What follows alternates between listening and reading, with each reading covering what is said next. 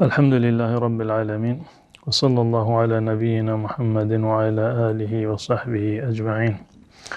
دوستان عزیز و گرانقدر، السلام علیکم و رحمت الله و برکاته. هر کجا که هستید امیدوارم زیر سایه لطف و رحمت الله متعال باشید و بهترین ها را در دنیا و آخرت برای تمامی شما عزیزان از الله متعال امیدوار و خواستارم. خدمت شما هستم با پاسخ به پرسش های شرعی و دینی شما بزرگواران. آیا طلا برای مرد حلال است یا حرام؟ استفاده کردن از طلا و ابریشم، این دو مورد برای مردان حرام هستند. رسول الله صلی الله علیه و سلم یک روزی در یک دستشون طلا رو گرفته بودند، در دست دیگر ابریشم گرفته بودند و فرمودند که این دوتا در دنیا برای مردان امت من حرام هستند. جایز نیست که مرد طلا بپوشد. منتها منظور از طلا همین طلایی هست که در عرف به آن طلا گفته می شود. طلای سفید یا فلزات دیگری، ولو این که قیمتشان و ارزش مادیشان از طلای قرمز به اصطلاح طلای زرد بیشتر هم باشد، باز هم از نظر شرعی ممانعتی وجود ندارد. آنچه ممنوع هست و حرام هست برای مردان همین طلای زرد هست. پلاتین و طلای سفید و نقره و فلزات دیگر و سنگ های قیمتی، بقیه موارد از نظر شرعی اشکال و ممانعتی ندارند. اندازه بلندی مو در نماز چقدر است؟ بلندی مو در نماز تأثیری ندارد. هر مقدار که شما برایتون راحت هست و مو دارید در نماز از نظر شرعی هیچ گونه تفاوتی نداره، مویتان کوتاه باشد یا بلند باشد. منتها کسی که موی بلند دارد، رسول الله صلی الله علیه و سلم از این که مردان وقتی که به سجده می روند، رسول الله نهی کردند از این که موهای خودشان را نگه دارند. یعنی وقتی که به سجده بعضی می روند می بینیم که مویشون بلند هست، با دست مثلا موی خودشون را نگه می دارند، بعد به سجده می روند. رسول الله صلی الله علیه و سلم از این من فرمودند بگذارید که خودتون سرتون را به سجده میگذارید، موهایتون هم بر روی زمین بیفتد. و این حکمی هست در مورد کسایی که موی بلند دارند در هنگام نماز، یا وقتی که بخوان نماز بخوانند لباسشون را یا مویشون را مثلا پشت سر ببندند، از این نه شده. اما کوتاه بودن و بلند بودن مو تأثیری ندارد.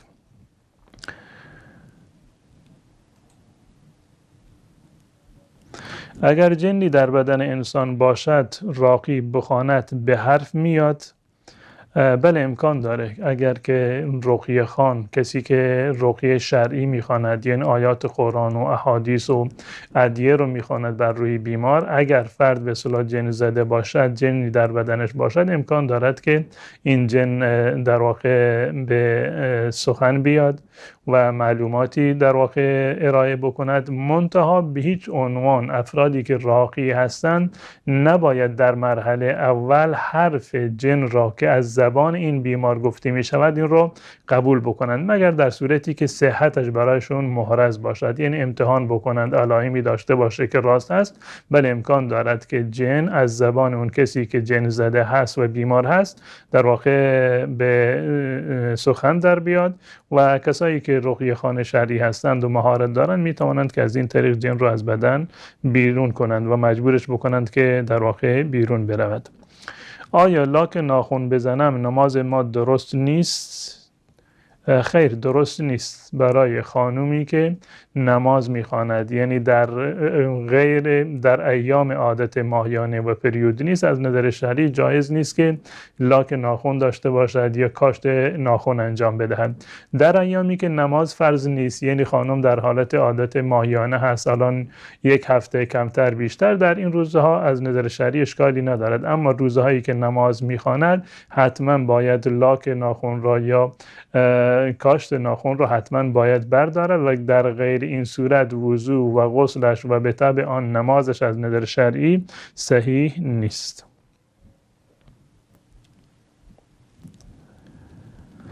دادن پول به یک نفر و گرفتن سود ماهانه جایز است؟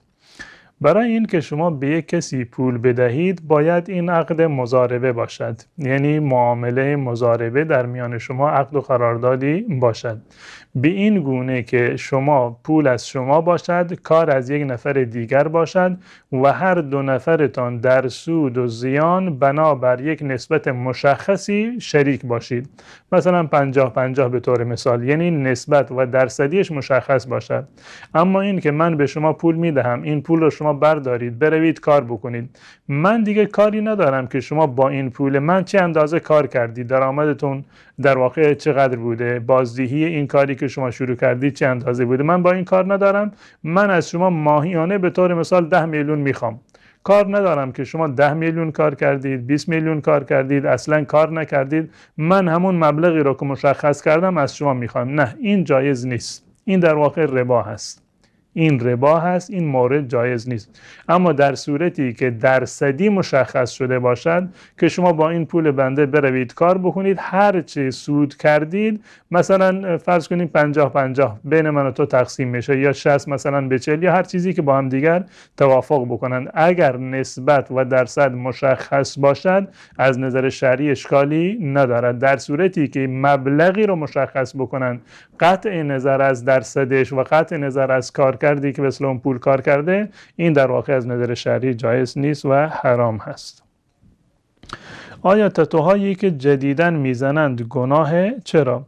تتو تفاوتی نداره، چه جدیدی مدل جدید باشه، با ابزار جدید باشه، یا همون چیزی که در زمان قدیم وجود داشته با اون کیفیت باشه. زمان قدیم مثلا چند تا سوزن رو، همین سوزن خیاطی رو میگرفتند با یک نخی به همدیگر میبستند و زغالی رو روی مثلا پوست میگذاشتند و روی اون قسمت میکوبیدند. این روش قدیمی بود و این چیزی که امروزه وجود دارد دقیقاً همون از نظر ماهیتش تفاوتی نکرده، ابزارش، کیفیت کارش، دقت کارش در واقع بیشتر شده، اما ماهیتش در واقع تغییری نکرده. و رسول الله صلی الله علیه و سلم از این کار منع فرمودند و واشمه و مستوشمه رو رسول الله صلی الله علیه و سلم، کسی که این کار رو انجام میدهد، نفرین کردند و این دلالت دارد بر این مسئله که این کار، یعنی تتو زدن، از نظر شرعی و خالکوبی جز گناهان کبیره است. زیرا هر موردی را که در روایات یا در آیات قرآن از آن در واقع وقتی که نهی شده همراه با لعن و نفرین باشد، یک مجازاتی در دنیا یا آخرت برایش تعریف شده باشد، اون عمل را جز گناهان کبیره قرار می‌دهد. مولوی صاحب، مدت 3 سال می شود مسافر هستم و مشغول کارم و در نزدیکی ما مسجد نیست و تا هنوز نماز جمعه نخواندم و مسجد نرفتم. شریعت در این مورد چی گفته؟ اولا که شما مسافر نیستید، شما از نظر شرعی مسافر نیستید. 3 سال مثلا رفتید برای کار در یک کشور دیگر، در یک شهر دیگر. مسافر به کسی گفته می شود که برای انجام یک کاری می رود و خیلی زود برمیگردد و نیت اقامت ندارد. شما رفتید در ایران یا در کشوری دیگر یا در هر جای دیگر، مثلا برای کار رفتید و هدفتون این است که در اونجا ساکن هستید. من الان 1 سال اینجا هستم، 2 سال اینجا هستم، 3 سال کمتر، بیشتر از 2 هفته بنابر فقه حنفی مثلا در یک جای شما مقیم هستید، یعنی نیتتون این است که من اینجا میمانم. از نظر شرعی شما مقیم هستید و احکام اقامت را دارید. این هر چیزی که بر شخص مقیم واجب هست بر شما هم واجب هست، من جمله نماز جمعه. اگر پیرامون شما در جایی که مثلا ممکن هست که بروید نماز جمعه بخوانید، این از نظر شرعی بر شما واجب هست. اما اگر در جایی هستید که نماز جمعه خوانده نمی شود، در این صورت جایگزینش همون نماز ظهر اصلی هست. همان گونه که در نمازهای دیگر و روزهای دیگر شما نماز ظهر 4 رکعت رو می خوندید، در روز جمعه همان 4 رکعت نماز ظهر رو بخونید. و وقتی که شما توانایی ندارید و در اونجا نماز جمعه وجود ندارد، گناهی هم بر گردن شما نیست. پوشیدن انگشتر طلا برای مرد جایز است یا نه؟ پاسخ دادم اینو. پوشیدن طلا، چه به صورت گردنبند باشه، چه به صورت انگشتر باشه یا علنگو باشه، یا به عنوان تزیینات دیگری در لباس، مثلا به عنوان فرض کنیم دکمه یا موارد دیگری استفاده شده باشد، برای مردان جایز نیست که از آن استفاده بکنند. استفاده از آن از نظر شرعی برای مرد حرام هست. سن تکلیف دختران برای انجام احکام شرعی خصوصا روزه چند سال است؟ معیار اصلی همون به اصطلاح بلوغ هست، هم برای دختر و هم برای پسر.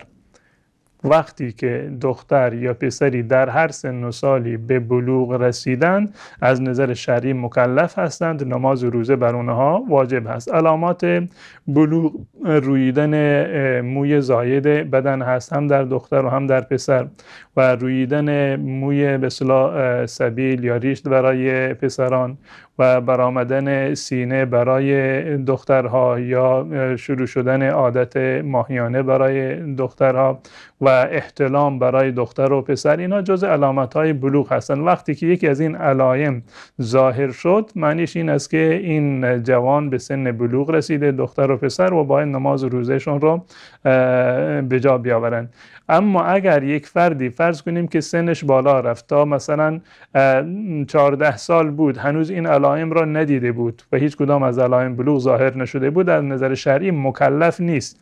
یعنی اگر عبادت شرعی را ترک کرد، گناهی برگردنش نیست و معیار در این صورت سن 15 سالگی هست. وقتی که 15 سال رسیدند، ولو این که علائم بلوغ را ندیدند و حاصل نشده بود، باز هم از نظر شرعی مکلف هستند. اما قبل از سن 15 سالگی، در سن 12 سالگی، 13 سالگی، کمتر بیشتر، اگر این علائم بلوغ را دیدند، از نظر شرعی مکلف هستند، نماز روزهشون رو باید سر وقت انجام بدهند. همسر وکالت طلاق بدهد، آیا درخواست طلاق دادن درسته؟ درخواست طلاق بدون مورد و بدون دلیل از نظر شرعی جایز نیست. زندگی را که شروع کردید، مرد در این زمینه به اصطلاح هزینه کرده و دو طرف به همدیگر تعهداتی دارند از نظر شرعی و یک عقد مقدس و مبارکی با نام الله در واقع در میان اونها منعقد شده، تا جایی که ممکن هست نباید که این زندگی رو به هم بزنند. سعی بکنند راهکارهایی برای حل اختلاف خودشون در واقع به وجود بیاورند و ابتکاری در این زمینه داشته باشند. در مورد وکالت طلاق، اگر شوهر وکالت طلاق را به همسرش داده باشد، از نظر شرعی اشکالی ندارد.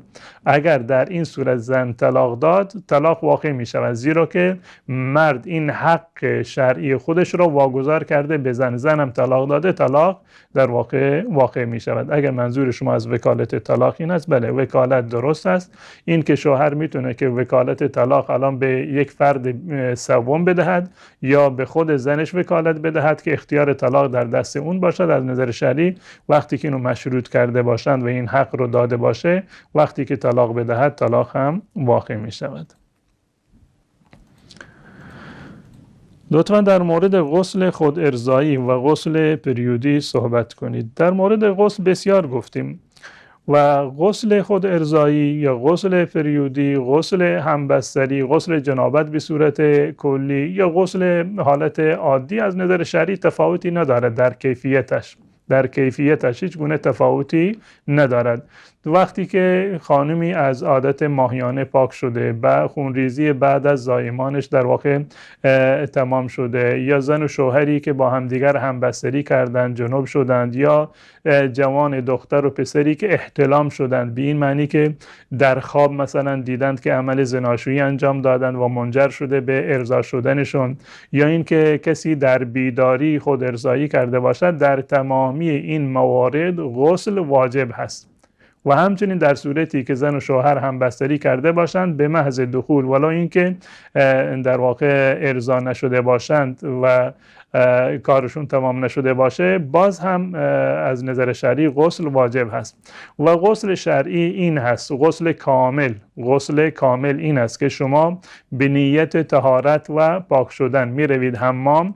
ابتدا استنجا می کنید، یعنی عضو نهانی رو و عضو تناسلی رو اگر نیازی بود مثلا آلوده بود اون رو به اصطلاح بشویند که میگن استنجا، یعنی شستن عضو تناسلی. و بعد از آن وضو میگیرید، دقیقاً همین حالتی که برای نماز وضو میگیرید. قبل از غسل کردن، قبل از اینکه زیر دوش بروید وضو بگیرید، دقیقاً همین وضویی که برای نماز میگیرید. بعد از این که وضو گرفتید مستقیما بروید زیر دوش که رفتید تمام بدنتان را آب کشیدید، از نظر شرعی غسل شما انجام شده. لازم نیست که شما در هنگام غسل در واقع حتما باید اینقدر مراقب باشید که اول باید نمیدونم سمت راست بدن را بشویم، اول بعد سمت چپ را بشویم، یا اول سر را بشویم. نه، اینها اگر کسی بخواد مراعات بکنه، روش عملی پیامبر که زمان قدیم مثلا از روی تشتی لگنی آب برمی داشتن این بوده که ابتدا آب برمی داشتن، سر خودشون میریختن، 3 مرتبه سرشون را میشستن، بعدش سمت راست بدن، بعد از آن سمت چپ بدن و در آخر وقتی که از حمام می اومدن بیرون پاهای خودشون را آب میکشیدن. این روش کامل غسل شرعی است. اما فرض کنیم که شما قبل از غسل وضو نگرفتید، مستقیما به نیت طهارت رفتید زیر دوش، دهان و بینیتون را آب کشیدید و تمام بدن شما آب رسید و کاملا بدن شما شسته شد. از نظر شرعی غسل جنابت شما، غسل پریودی شما، غسل به قول شما خود ارضایی در واقع از نظر شرعی انجام شده و کامل هست.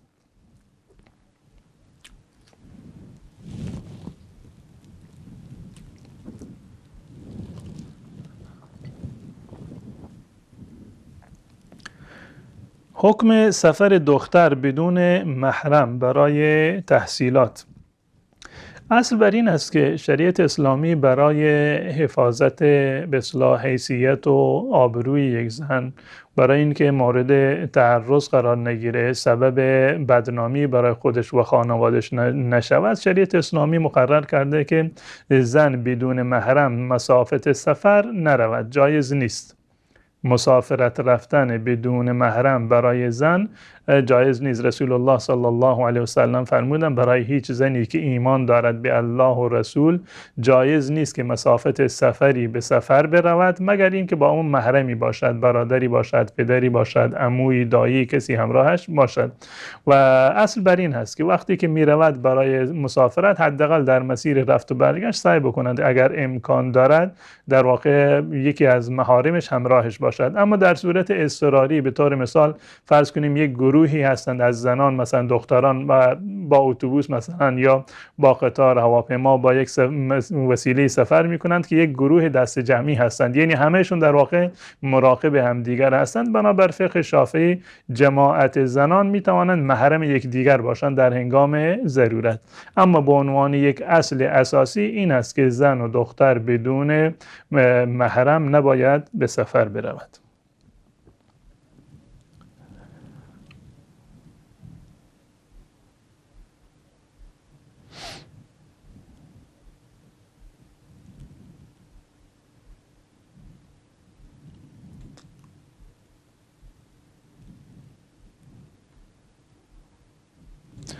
چرا در قرآن تناقض وجود دارد؟ یک جا آمده که انسان از آب آفریده شده، یک جا آمده که از خاک آفریده شدن. نه، این تناقض نیست عزیزم.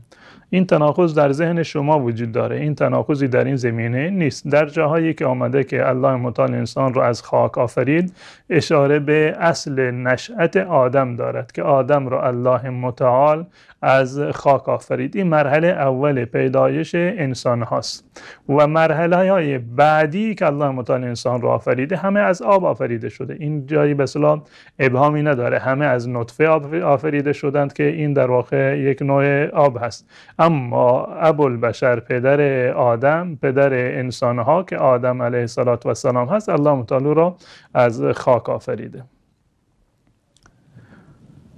آیا صحبت کردن تلفنی با دختری که قصد خیر و ازدواج داریم حرام است یا مشکلی دارد؟ صحبت هایی که در حد معمول باشه، مورد نیاز باشه و میتونن برای زندگی خودشون تصمیم بگیرن، مطمئن باشند که همدیگر را میخواهند، از نظر شرعی در این زمینه ممنوعیتی وجود ندارد. منتها حتما باید چنین روابطی باید تحت نظر خانواده باشه، با اطلاع خانواده باشه، تا خدای نکرده در این زمینه سوء استفاده صورت نگیرد و کار به جاهای باریک در واقع نکشد و خصوصا که دختران با توجه به حسن نیتی که دارند، سادگی که دارند، خیلی زود فریب میخونند. حتما این گونه موارد باید تحت نظر افراد خانواده باشه. اما این که با همدیگر صحبت بکنن در آیندهشون، برای آیندهشون، برای معیارهایشون، خواسته ها و شروطشون، از نظر شرعی ممانعتی وجود ندارد. زنی که 4 ماه خونه مادر هست طلاق می شود؟ نه، طلاق نمی شود. زنی که 4 ماه خونه مادرش رفته برنگشته خود به خود طلاق نمی شود. به صورت کلی زن و شوهری که الان بنابر هر دلیلی، ولو این که از همدیگر قهر کرده باشند، با قهر رفته باشند، از همدیگر دور باشند، صرفاً به خاطر اینکه مدتی از همدیگر دور بودند، رابطه نداشتند، با همدیگر در واقع تماسی نداشتند، صرفاً به این خاطر طلاق واقع نمی شود، مگر اینکه شوهر طلاق بدهد یا اینکه به طور مثال خود زن بنابر مسائلی مثلا شرایط خودش طلب طلاق بکند، شوهر اون رو طلاق بدهد یا برود دادگاه طلب طلاق بکند. اون یک بحث جداگانه است. اما صرف جدایی و دور بودن دلیل طلاق نیست، ولو اینکه سالها هم از هم دیگر دور باشند، طلاق واقع نمی شود.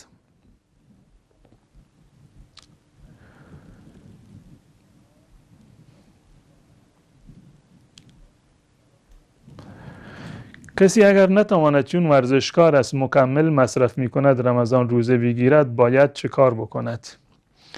این دیگه یعنی سوال عجیبی هست. یعنی برای شما ورزش کردن، خوردن مکمل مهمتر از دین و آیینتون هست؟ مهمتر از نماز و روزه و اعتقاداتتون هست؟ ورزش کردن یک مصلحت دنیوی هست و اساس ورزش کردن که در روایات هم آمده که رسول الله صلی الله علیه و سلم فرمودند که مؤمن قوی، المؤمن القوی خیر من المؤمن الضعیف، که مؤمن قوی از مؤمن ضعیف در واقع بهتر هست. این یعنی قوت باشه، قوت در ایمان، قوت در بدن، این که انسان فرز باشه، توانایی بیشتری داشته باشه برای انجام احکام شرعی. این که انسان سالم باشد یکی از اهداف و بلکه مهمترین هدف زندگی این است که در واقع الله متعال را عبادت بکنیم. الله متعال می‌فرماید که من انس و جن را نیافریدم و ما خلقت الجن والانس الا لیعبدون، برای این که مرا به یگانگی عبادت بکنند و بنده من باشند. شما وقتی که به خاطر ورزش روزه را ترک میکنید، یعنی شما بنده ورزش هستید و بنده الله متعال نیستید، وگرنه دستور الله متعال را مقدم می داشتید بر ورزش. ورزش یک مصلحت هست و بهتر است که انسان ورزش بکنه. از نظر شرعی ممانعتی وجود ندارد، اما به شرطی که منجر به ترک عبادت شرعی و واجب شرعی نشود. و برای هیچ انسانی جایز نیست که به بهانه فوتبال، به بهانه نمیدونم ورزش و بدنسازی نماز را ترک بکند یا روزه را ترک بکند. به هیچ عنوان چنین چیزی از نظر شرعی جایز نیست و گناه کبیره است. کسی که 15 سال نماز نخوانده باشد حکمش چیست؟ حکمش این است که صادقانه توبه بکند. همین که تا حالا زنده هستید و این سوال را پرسیدید، یعنی این که الله متعال به شما فرصت داده، به شما نظر لطف و رحمت دارد. همین که الان به فکر توبه افتادید، به فکر این که تا حالا نماز نمیخوندید الان نماز بخونید، همین هم نشانه خوبی هست که الله متعال شما را توفیق داده و شما را به قول معروف طلبیده. و همین که شما توبه بکنید کافی هست. هر گناهی باشه، گناهی رو انجام دادید، من جمله ترک نماز که یکی از گناهان کبیره هست، همین که صادقانه توبه بکنید بین خودتان و بین پروردگار خودتان، اظهار پشیمانی و ندامت بکنید و از الله متعال طلب مغفرت و آمرزش بکنید، همین انشالله کفایت میکند، به شرط این که از این به بعد دیگه کاملا پایبند نماز باشید. اگر کل نمازهای عمر رو که سخته، 15 سال نماز فوت شده انسان نمیتواند قضا بیاورد، همین که شما از این به بعد پایبند نماز باشید در واقع شاهکار کردید، آفرین بر شما. لازم نیست که تمام نمازهای عمرتان را دوباره قضا بیاورید. حالا بسیار از علما معتقد بر این هستند که باید قضا آورده بشود، اما بایدی در این زمینه وجود نداره. روایت صحیحی که تصریح کرده باشه که نماز را حتما باید، نمازی رو که عمدن ترک شده باید قضا بیاورید، در این مورد از کلیات استفاده کردن، وگرنه رسول الله صلی الله علیه و سلم در مورد خود نماز قضایی که انسان بنابر عذری قضایش کرده، خواب افتاده یا این که فراموش کرده، رسول الله صلی الله علیه و سلم فرمودند به محض این که یادش آمد یا این که از خواب بیدار شد این نماز را بخواند و کفاره غیر از این ندارد. خواب افتادی، کسی که در خواب افتاده، رسول الله صلی الله علیه و سلم فرمودند که 3 نفر مرفوع القلم هستند، یعنی مکلف نیستند، و یک از اون مورد و عن النائم حتی یستیقظ، اون کسی که خواب هست تا زمانی که بیدار بشود. شما خواب رفتید دیگه، گناهی را انجام ندادید و قصداً نخوابیدید و قصد بیدار نبودید که نماز را در واقع عمدن قضا بکنید، خواب افتاده بودید، الان که بیدار شده گناهی برگردن شما نیست و کفاری نداره به جز این که نماز را دوباره قضا بکنید. اما نمازی که عمدن ترک کردید، بسیاری از علما نظرشون بر این است همین که شما توبه بکنید، این توبه گذشته شما را پاک میکند و از این به بعد پایبند نماز باشید و سعی بکنید که عبادات و طاعات دیگه بیشتری را، نمازهای نفل بیشتری را بخوانید تا اینکه گذشتهتون یک مقدار در واقع جبران بشود.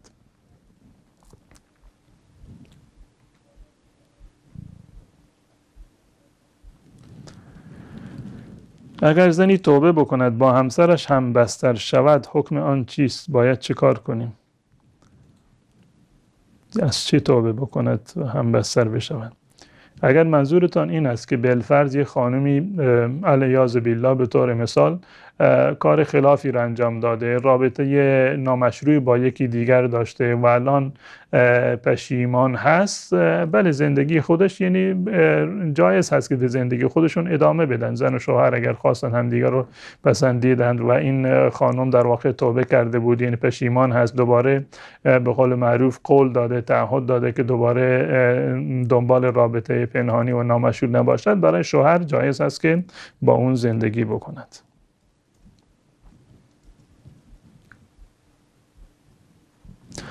برای باطل کردن سحر چه کار کنیم استاد؟ برای باطل کردن سحر یه برنامه کامل و مفصلی هست در مورد ناگفته های سحر و جادوگری که در پیج کاملا هست و میتونید کاملا ببینید و به صورت مفصل اینو خدمت شما توضیح دادم. آیا آرایشگری موی زنانه فقط سوالتون رفت. آرایشگری برای موی زنانه اگر منظورتون این است که به اصطلاح خدمات مو در واقع کسی انجام میدن، از نظر شرعی مشکلی ندارد، جایز هست برای خانم‌ها که در کسانی که در آرایشگاه کار میکنند تمامی خدمات مو رو انجام بدن، اهم از رنگ کردن مو، کوتاه کردن مو یا موارد دیگری که به اصطلاح هستند. از نظر شرعی هیچ گونه ممانعتی در این زمینه وجود ندارد. کوتاه کردن مو جایز هست و درآمدی که یک فردی از آرایشگری در این زمینه دارد از نظر شرعی هیچ گونه اشکالی ندارد و جایز هست.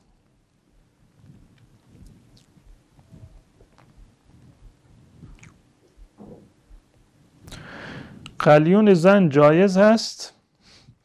نه قلیون زن جایز هست، نه قلیون مرد جایز هست. این از نظر شرعی جزء خبایث هست، از نظر فطری هم جزء خبایث هست، جزء مواردی هست که هیچ گونه نفعی و سودی برای انسان ندارد جز ضرر و زیان مادی و جسمانی. هیچ گونه منفعت دیگری ندارد که به اصطلاح منفعتی داشته باشه کسی به خاطر منفعت این کار رو انجام بده. هست صرفا یک عادت هست و یک اعتیاد هست و بنابر قاعده کلی چیزی که در شریعت اسلامی برای بدن انسان ضرر و زیان داشته باشد و منفعتی در آن وجود ندارد از نظر شرعی چنین چیزی حرام هست و جزء خبائث هست، تفاوتی هم نداره که زن باشه یا مرد باشه. هم برای زن این در واقع به صورت کلی دخانیات اشکال داره، حرام هست، و هم برای زن تفاوتی در این زمینه وجود نداره. هم از نظر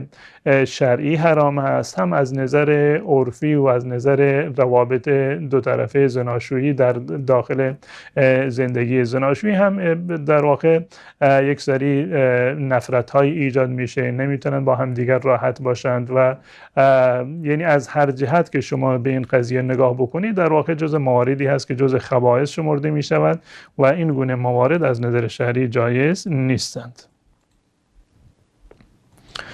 وکالت طلاق همسر داشته باشی و بری محضر طلاق بده، طلاق درسته؟ بله، از نظر شرعی اشکالی نداره. وقتی که شوهر وکالت داده باشه به زنش که اون طلاق به اختیار خودت هست، خودت برو طلاق رو، صیغه طلاق رو به اصطلاح جاری بکن و رفته باشه محضر دادگاه طلاق بده، از نظر شرعی این طلاق معتبر هست و طلاق واقع می شود.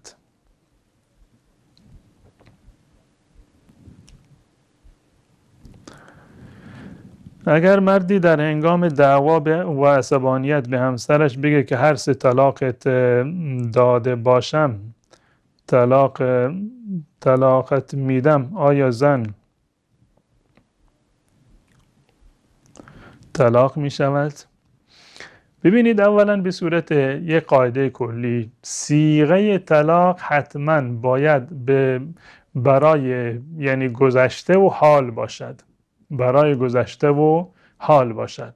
مثلا شوهر به زنش میگوید من تو را طلاق دادم، یعنی قبلا طلاق دادم، یا منظورش الان باشه من تو را طلاق دادم یا تو طلاق هستی، یعنی فی الحال تو طلاق هستی. با این 2 تا جمله طلاق واقع می شود. اما این که شوهر به زنش بگوید که من تو را طلاق میدهم، تو را طلاق میدهم، اگر فلان کار را کردی طلاقت میدهم، از این به بعد من نمیتونم با تو زندگی بکنم، تو را طلاق میدهم. با این جمله که تو را طلاق میدهم، این تهدید به طلاق هست، طلاق واقع نمی شود. اگر به اصطلاح فعلی که به کار برده مال زمان گذشته یا زمان حال باشد، تو را طلاق دادم، تو طلاق هستی، طلاق واقع می شود.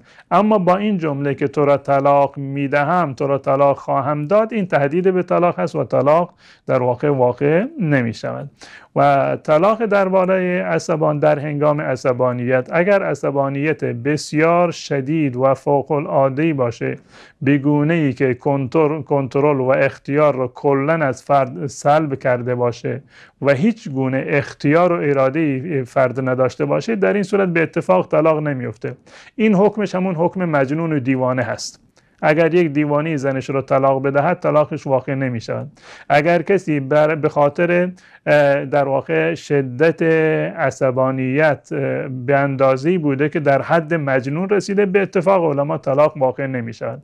اما عصبانیتی که در حد عادی هست، اختیار فرد رو کاملا نگرفته، با اختیار خودش دارد حرف میزند و خیلی عادی هست، صرفا یک مقدار صدایش بالا رفته، به اتفاق علما در این صورت به اصطلاح طلاق واقع می شود. و معمولا طلاق هم در این گونه حالت هست. هیچ کسی با دستگلی، با لبخندی زنش رو طلاق نمیده، حتما با هم دیگه جر و بحثی میکنن، دعوایی میشود، حرفی پیش میاد و شوهر به زنش میگه که برو من تو رو طلاق دادم، با توجه به سابقه و پیشینه‌ای که داره.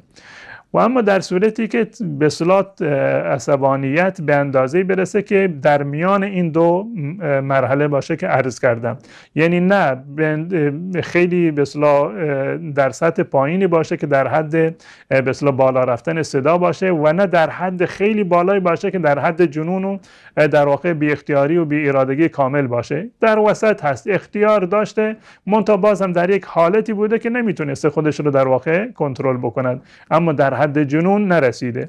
و جمهور علما نظرشون بر این است که در این صورت طلاق واقع نمی شود. طلاقی که در عصبانیتی که شدید باشه، جمهور علما نظرشون این است که طلاق واقع نمی شود. اما در مذهب امام ابو حنیفه رحمت الله علیه، چون که به صورت کامل این فرد از به اصطلاح اختیار داشته و سلب اختیار ازش نشده بوده و کنترلش رو در اختیار خودش داشته، بنابر فقه حنفی طلاق واقع می شود. جمهور نظرشون بر این است که در این صورت چون که نمیخواسته اما هدفش طلاق طلاق نبوده قبلا، اما چون که به این مرحله رسیده الان لفظ طلاق به طور مثال از زبانش در اومده و خودش اساسا قصد طلاق را نداشته و رسول الله صلی الله علیه و سلم فرمودند که لا طلاق ولا عتاق فی اغلاق، که طلاق و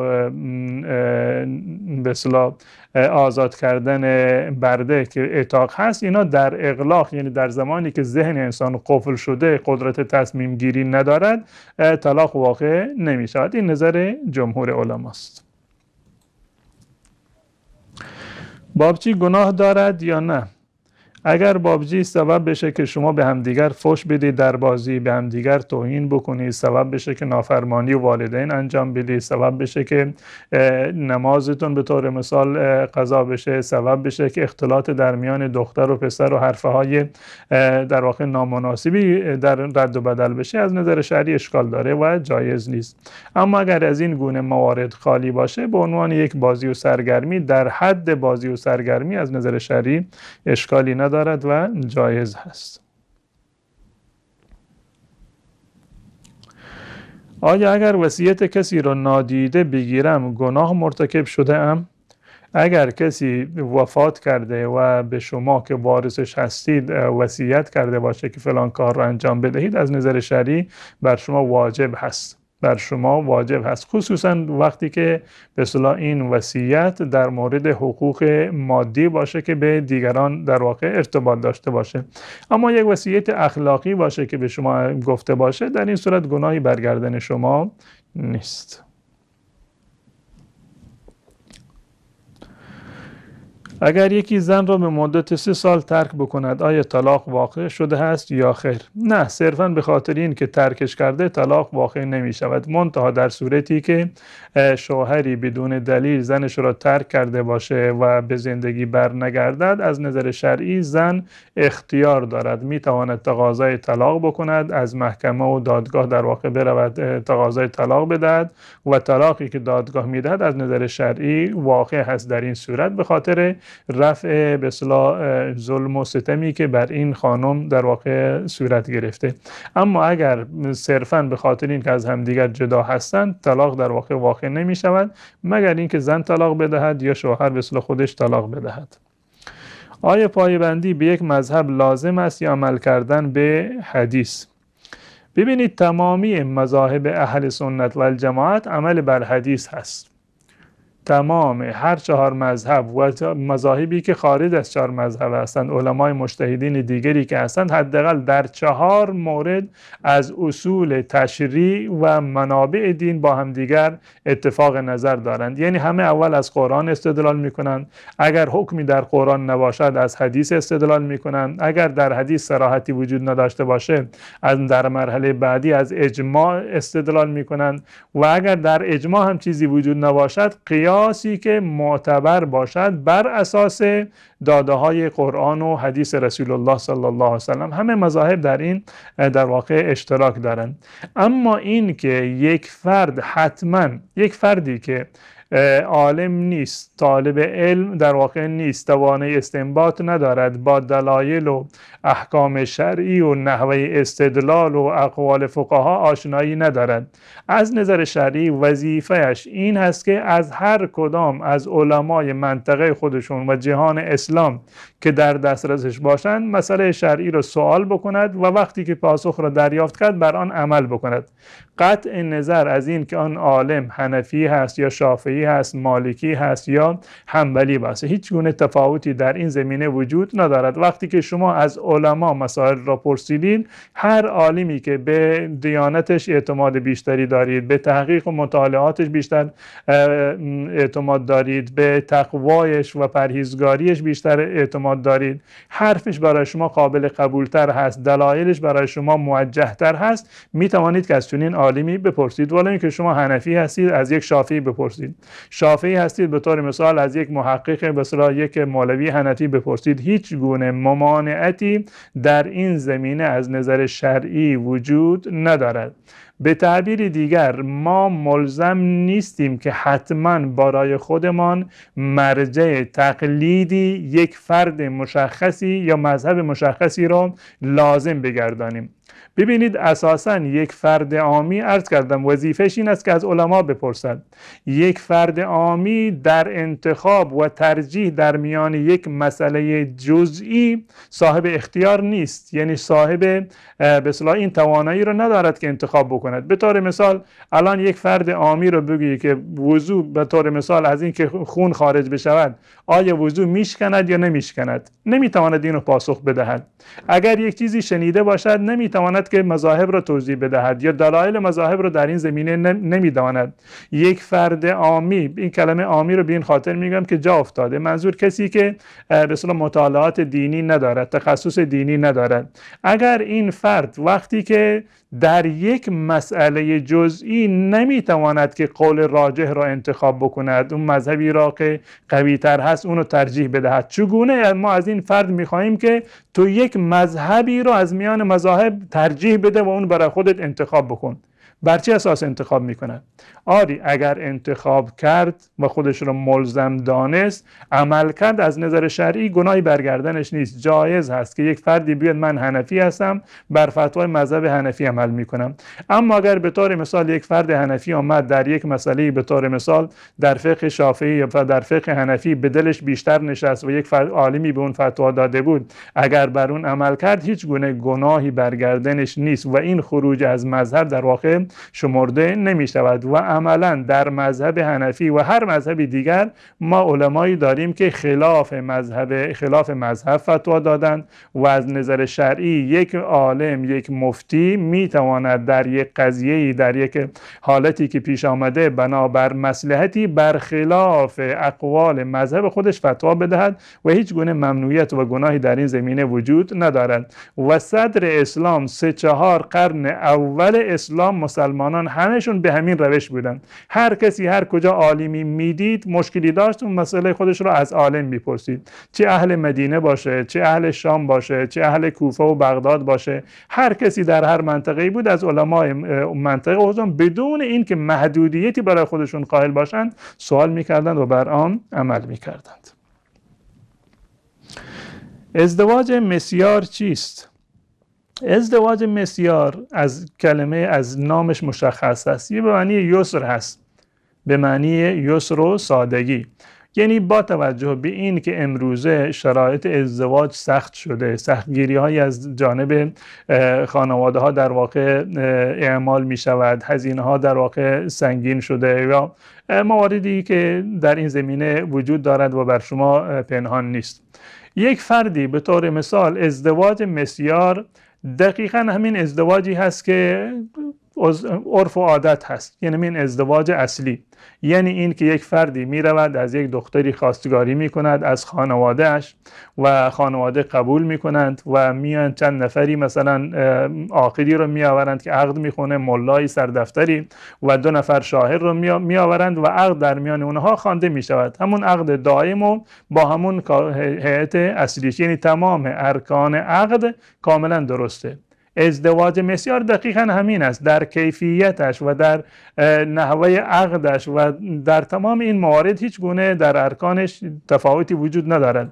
مسیار به این خاطر گفتند که به طور مثال زن به خاطر خودش، به میل خودش، مثلا میگوید که من چون که خودم به طور مثال از خودم مسکن دارم، یه خانمی خودش مسکن داره، خانه از خودش داره، به شوهرش میگوید که من نیازی به مسکن ندارم، من با تو حاضرم ازدواج بکنم، اما این حق مسکن که یکی از حقوق زن بر شوهر است، میگه این حق رو من از تو نمیخوام، چون خودم خانه دارم. یا به طور مثال یه خانمی میگوید که من الحمدلله دستم به دهانم میرسه و خودم درآمد دارم و نمیخوام که روی شوهرم به صورت سنگین باشه خرج مخارج. به شوهرش میگه که من حاضرم با تو ازدواج بکنم اما از تو هیچ گونه خرج مخارجی رو انتظار ندارم.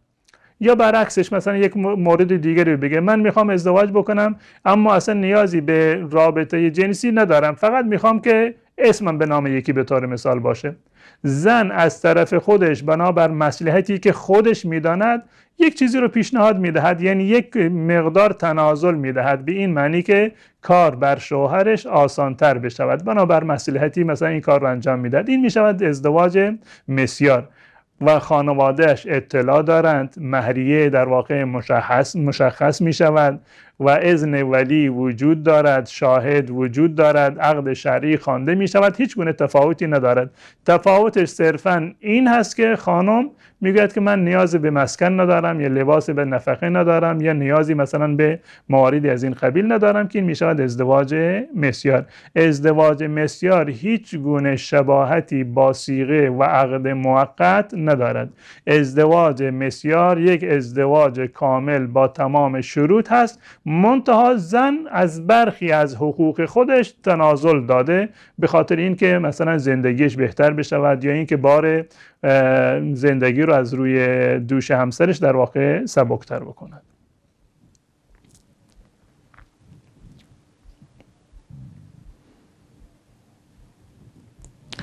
خوردن آب یا چای در لیوانی که روی آن آیه قرآنی نوشته شده باشد جایز هست؟ بله، از نظر شرعی اشکالی ندارد.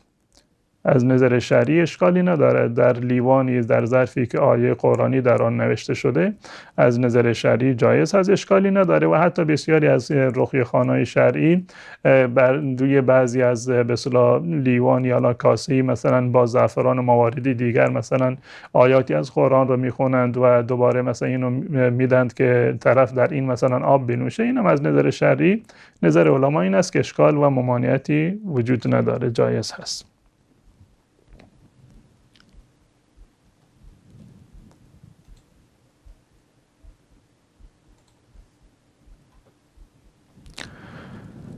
من در وقت نماز جنازه تکبیر سوم یاد ندارم،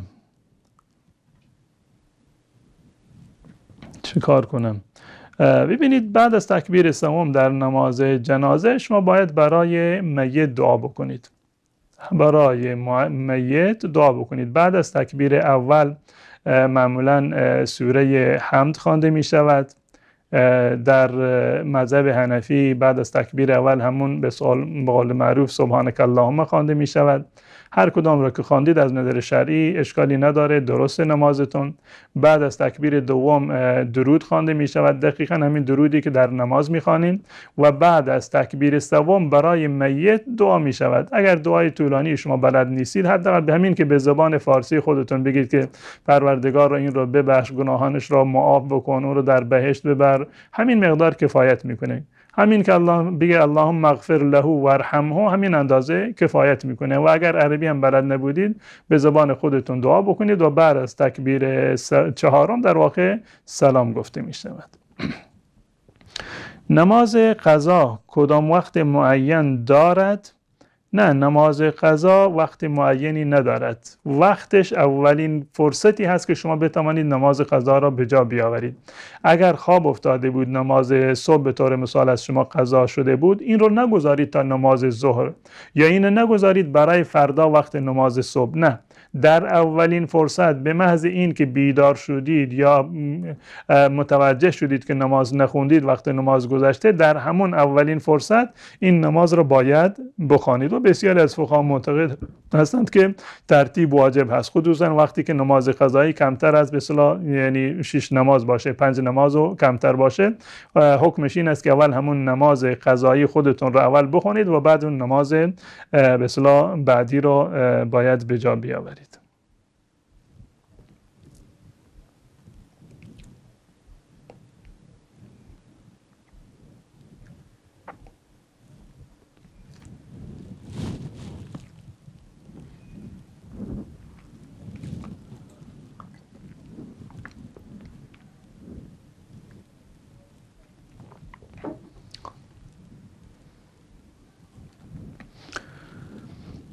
آیا رابطه مقعدی اگر زن راضی باشد جایز است؟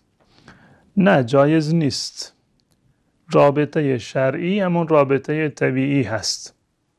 رابطه شرعی و حلال همون رابطه طبیعی هست و در دایره زندگی زناشویی هر موردی که شما خواسته باشید از نظر شرعی جایز هست، جز 2 مورد.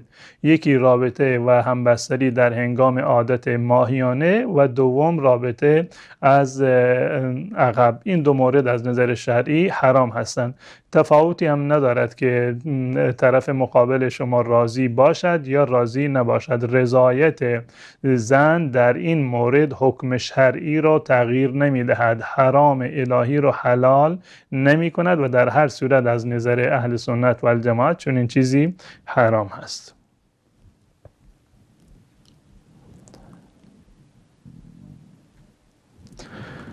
از فقهای فقیه شنیدم که درخواست از غوث گیلان صحیح است. درخواست و استعانت از غیر الله متعال، درخواست کمک و استعانت از غیر الله متعال از مردگان یا از زندگان در مواردی که غیر از الله نمیتواند این کار رو انجام بدهد از نظر شرعی شرک هست. دقت کردید این مواردی رو که عرض کردم؟ طلب حاجت و طلب کمک، استعانت از غیر الله متعال از مردگان یا از زندگان در مواردی که غیر الله متعال نمیتواند آن را انجام بدهد، این در واقع شرک هست. ایاک نعبد و ایاک نستعین معنیش همین است که ما غیر از الله متعال از کسی حاجت نمیطلبیم. حاجت طلبیدن از مردگان، چه مرده شما سر قبرش باشید چه از راه دور باشه، این در واقع همون مفهوم استعانت از غیر الله را دارد. این منافات با توحید دارد و از نظر شرعی این مورد شرک هست و جایز نیست. استعانت از غیر الله متعال در مواردی که خاص الله متعال هست، مخلوقی نمیتواند این کار را انجام بدهد، شرک هست. مثلا چه چیزی که مخلوق نمیتواند انجام بدهد؟ مثلا شما دعا میکنید که ای شیخ، این شیخ گیلانی به طور مثال که زنده باشه جلوی روی شما باشه، ای شیخ گیلانی به من نمیدونم فرزندی عطا بکن، ای شیخ گیلانی به من نمیدونم رزق و روزی بده. رزاق الله متعال هست. کسی که بچه میدهد الله متعال هست. کسی که شفا میدهد الله متعال هست. و انسان این کارها در دست اختیار انسان نیست، نه زنده و نه مرده. طلب کردن این گونه موارد از کسی غیر از الله متعال در واقع همون شرک و خلاف مقتضای توحید هست. آیا کسی مشروب بخورد بالایش غسل فرض می شود؟ نه، باشه مشروب خوردن غسل فرض نمی شود. با مشروب خوردن غسل بر کسی واجب نمی شود مگر در یک صورت که این مشروب خوردن منجر به در واقع مستی و بیهوشی بشود. اگر به صورت کلی منجر به بیهوشی شد و منجر به مستی شد، در این صورت غسل واجب می شود. اما در حالت عادی با این که گناه کبیره هست از نظر شرعی غسل واجب نیست.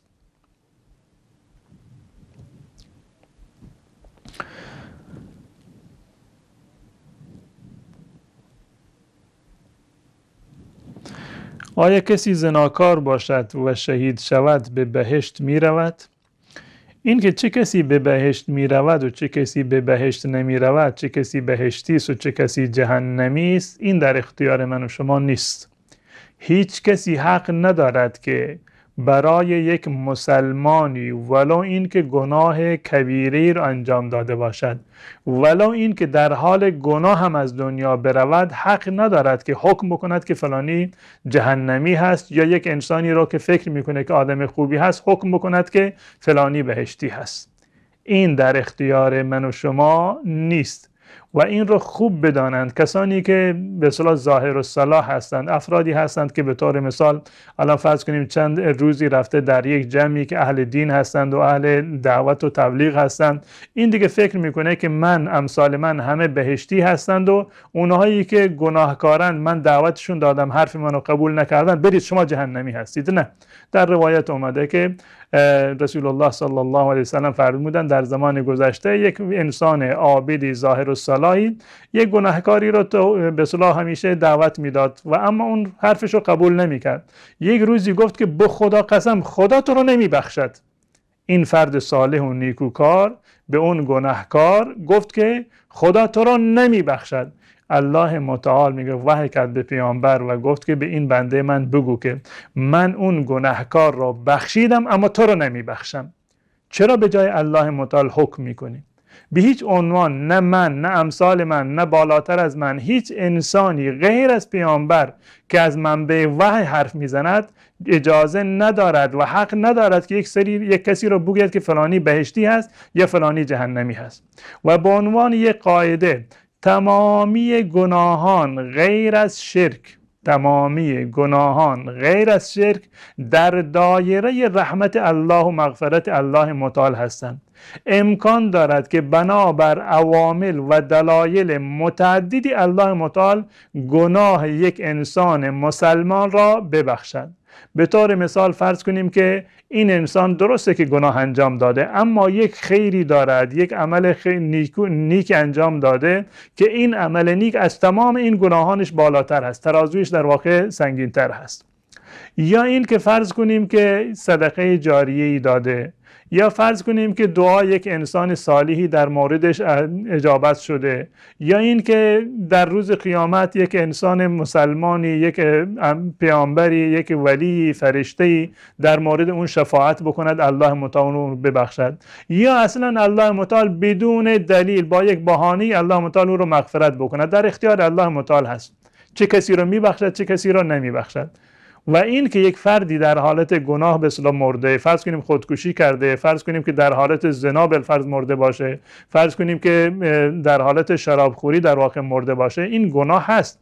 اما به هیچ عنوان من عالم و من ملا حق ندارم که بگم که نه فلانی الان چون که در این حالت مرده جهنمی هست. نه، برای تمامی گناهکاران عقیده اهل سنت و الجماعت این است که برای کسانی که مرتکب گناه شدند ما امید رحمت و مغفرت از الله متعال داریم و برایشون دعای رحمت و مغفرت میکنیم. و انسانی که با توحید از دنیا رفته باشه، مسلمان باشد، از دنیا رفته باشه، مشرک نباشد، نهایتا الله متعال او رو به بهشت میبرد، ولو این که به اندازه گناهی که انجام داده مجازات بشود در جهنم، اما نهایتا به بهشت می روند. و جالب است که یک گروهی از بهشتیان نامشون جهنمیه. یک گروهی از بهشتیان وقتی که به بهشت میان، در بهشت هم اینا معروف هستند که اینا جهنمی ها آمدن. یعنی این که این انسان قبلا در جهنم افتاده، جهنمی بوده به خاطر گناهانی که انجام داده، اما نهایتا الله متعال رو از جهنم به اصطلاح نجات داده و وارد بهشت شده. انسان مسلمان و مؤمن و متحد برای همیشه در جهنم نمیماند، بالفرض این که به جهنم برود، نهایتش برمیگردد و به بهشت. انسان مشرک و کافر ولو این که به اصطلاح انسان خوبی هم باشد اما ایمان نداشته باشد، امکان ندارد که وارد بهشت بشود. معیار اصلی و نهایی ایمان به الله متعال هست. خب دوستان عزیز و ارجمند، به همین مقدار کفایت میکنیم و تا فرصتی دیگر و مطالبی دیگر که در خدمت شما خواهم بود، شما رو به الله متعال میسپارم. و السلام علیکم و رحمت الله و برکاته.